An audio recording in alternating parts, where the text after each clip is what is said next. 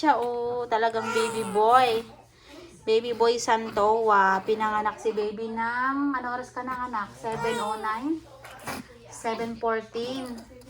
7:14 a.m. Baby boy. Ibibigay namin yung mga initial vaccine, ma'am, kay baby mo, ha? Hepa B, vitamin K, eye ointment, tapos BCG. Complete na po yun, no? Ang next na is health center na after 6 weeks mong nanganak, ha? 24 hours bago kayo makauwi ni baby mo. No? Congrats, nakaraos na. Check up lang sana ni baby pero nagmadali nang lumabas. Ayan, Saktong-sakto naman. 38 weeks and 1 day si baby. Malaki din siya, ma'am, Malaki rin ang baby mo, si baby boy. Hello, baby boy. Ang cute-cute ng baby mo,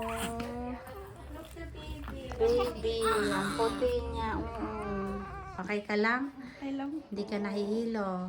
Magsabi ka kung may mga iba kang nararamdaman, ha? Nahihilo, nasusuka, masakit batok, tuloy-tuloy yung tagas ng dugo mo. Yung para kang nireregla o kaya para pa rin naglilibol, magsasabi ka, ma'am. Naninikip dibdib, mga ganyan. Magsasabi ka lang, ma'am, ha? Para at least ma-check din natin kasi ikaw yung makaka-observe hindi kami. Pero check ka pa rin namin sa vital signs mo din. Then check din natin kung marami pa yung dugo mo, no? Congrats! Awa ng Diyos, okay ka naman. Hindi ka naman dinugo. Ayan, normal naman lahat. Thank you din, ma'am, sa pagtitiwala. Ayan, first time kasi ni mami manganak sa amin. Kaya, na-experience niya rin yung paano panganganak sa lying-in. Saan ka ba nanganak yung panganay mo, ma'am? Sa bahay lang. Ay, bahay. Ito na pangalawa ni ma'am, lying-in.